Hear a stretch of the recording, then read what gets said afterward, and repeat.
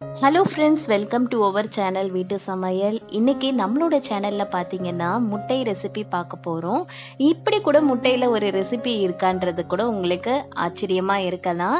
இது பார்த்தீங்கன்னா நம்ம முட்டை பொரியல், முட்டை ஆம்லெட் தான் சாப்பிட்ருக்கோம். இது ஒரு டிஃப்ரெண்ட்டான ரெசிபி, முட்டை புர்ஜி. வாங்க இந்த ரெசிபி இப்படி செய்யலான்றதை பார்த்துடலாம்.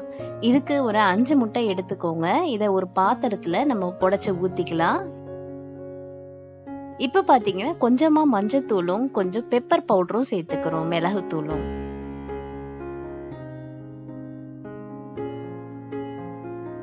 எல்லாம் சேர்த்துட்டு இந்த டைம்ல கொஞ்சம் சால்ட் சேர்த்துக்கோங்க தேவைக்கேற்ப.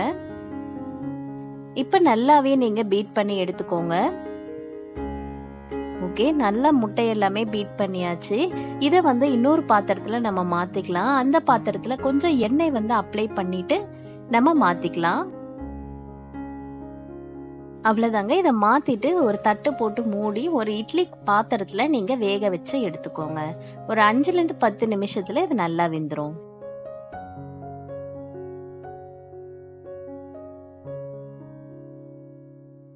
ஓகே, இது ஒரு பக்கம் வெந்துட்டு இருக்கட்டும். இந்த ஸ்டேஜ்ல கடாயில கொஞ்சமா எண்ணெய் ஊத்திட்டு அதுல வெங்காயம் தக்காளி எல்லாமே சேர்த்து வதக்கிக்கலாம். அடுத்ததா இஞ்சி பூண்டு பேஸ்ட் சேர்த்துக்கோங்க. 1 டீஸ்பூன் சேர்த்தா போறோம். இதையெல்லாம் கொஞ்சம் நல்லா வதக்க விடுங்க.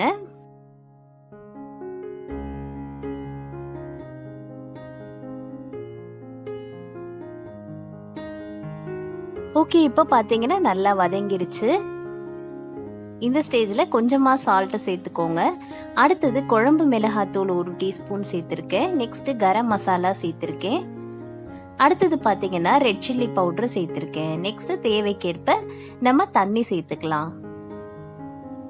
எல்லாமே சேர்த்து நல்லா கொதிக்க விடலாம்.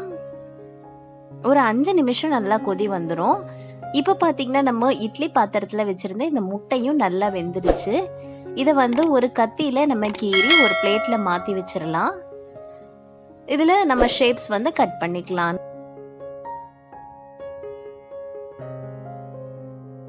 பாத்தீங்கன்னா நல்லா கேக் மாதிரி இருக்கும்.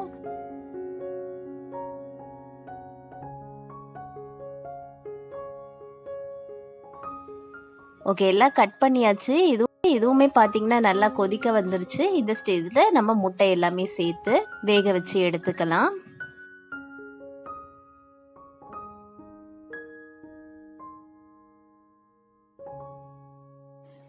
இப்ப பாத்தீங்கன்னா தண்ணி எல்லாமே இழுத்து நல்லா நம்மளுக்கு முட்டை புர்ஜி ரெடி ஆயிடுச்சு. அவ்வளோதாங்க. இதை நம்ம ஒரு பிளேட்ல மாத்தி சர்வ் பண்ண ஆரம்பிச்சிடலாம். இது குழந்தைங்களுக்கெல்லாம் நீங்க கொடுத்தீங்கன்னா கண்டிப்பா விரும்பி சாப்பிடுவாங்க. ஏன்னா ஒரே மாதிரி நம்ம கொடுத்து அவங்களுக்கு போர் அடிச்சிருக்கோம். ஸோ இந்த மாதிரி கண்டிப்பா நீங்க ட்ரை பண்ணி கொடுங்க. எல்லாருமே விரும்பி சாப்பிடுவாங்க. இந்த மாதிரியான வித்தியாசமான வீடியோஸ்க்கு நம்ம சேனலை சப்ஸ்கிரைப் பண்ணி வச்சுக்கோங்க. இந்த வீடியோ உங்களுக்கு பிடிச்சிருந்ததுன்னா லைக் பண்ணுங்க. கமெண்ட்ல சொல்லுங்க இந்த ரெசிபி யாரெல்லாம் ட்ரை பண்றீங்க அப்படின்றது. ஸோ நெக்ஸ்ட் வீடியோல நம்ம பார்க்கலாம். Until then signing off from வீட்டு சமையல்.